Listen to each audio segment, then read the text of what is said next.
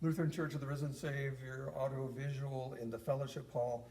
This is about the other microphones, not the regular 3 units up here, but they are head-worn microphones, okay? The head-worn microphones are indicated down here on the mixer. One says a 2.4 number 6, and the other one says Carvin. There's another microphone in there which is a 2.4, it's number 5, it's not always connected. I'm going to show you how that works.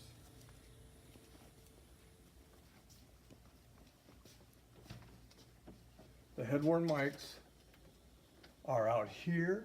Here's one head-worn mic. This is the Carvin. This one has got an on-off switch on the top. It has a battery indicator on the front here.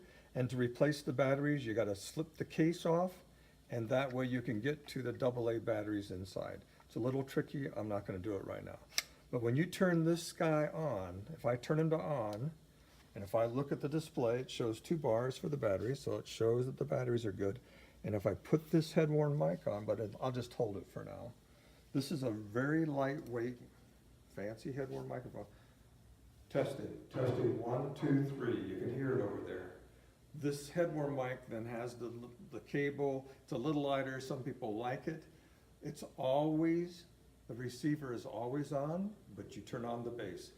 The batteries need to be replaced on occasion when they get too weak.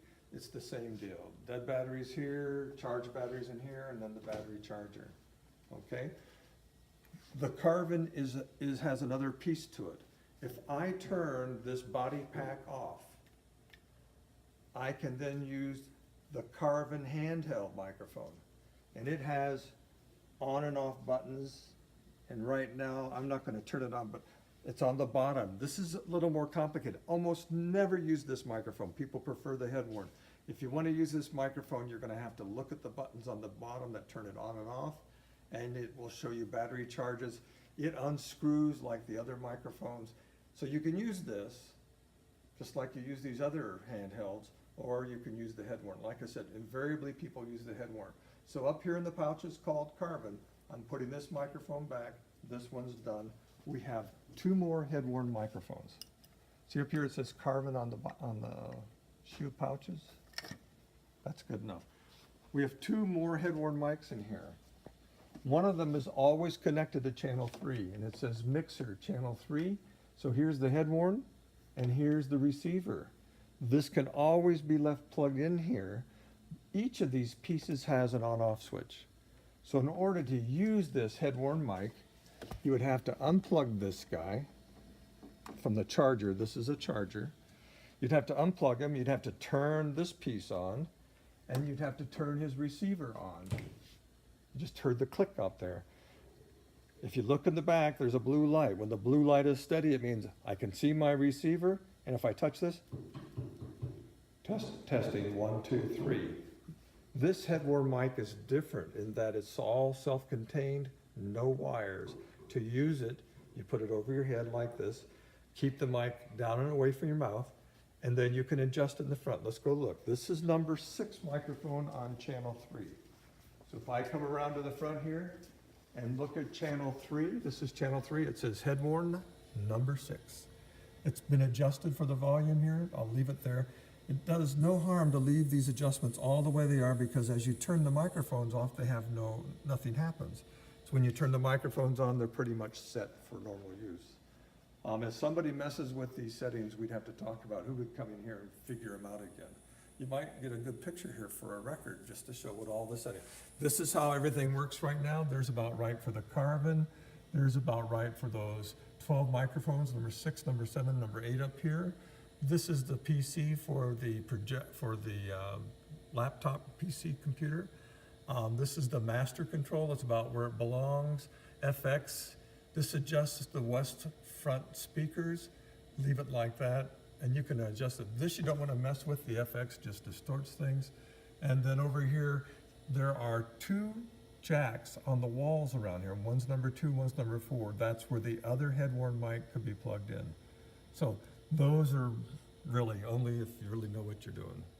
So I'm going to turn this head-worn off. So what I'm going to do is go to the unit, turn it to off, Then I'm gonna go back inside and turn the base off. Turn this guy to off. Now then, when you turn it off, what you wanna do is charge these. They only need to be charged for an hour. So this is a mini USB or micro USB. Plug it in. Down here is the power for the charger. You press it once and it's on all the time. You press it twice and it's on for an hour. That's all you need is an hour charge. If you look in here, you can see it, the readings here tell you how much current is going into these guys for charging. That's all there is to this guy. You charge it, charge both the receiver and the transmitter. They both have batteries in them. You charge them for an hour. And if you look at the current up here, you can see when they're fully charged, they charge. In an hour, you can charge it and they'll be good enough for 6 hours of use. But I charge them every time after we use them. The other head-worn mic is here, and this is number 5. Same two kinds of devices plugged into the charger, and this one has a cable that can plug into one of the wall jacks, either the number 2 or the number 4. We don't do this anymore. It's, you just got to walk around, plug it into the right jack, make sure when you turn them both on, they have the blue lights, and you can use them the same as the one I just showed you. The one I showed you is preferable. It's always plugged in. It always works. These head-worn mics have a real good range. That's why we got them. They're new technology. They're very inexpensive, but they have great range. They'll work anywhere in the room. They might even work in the patio. I haven't tried them.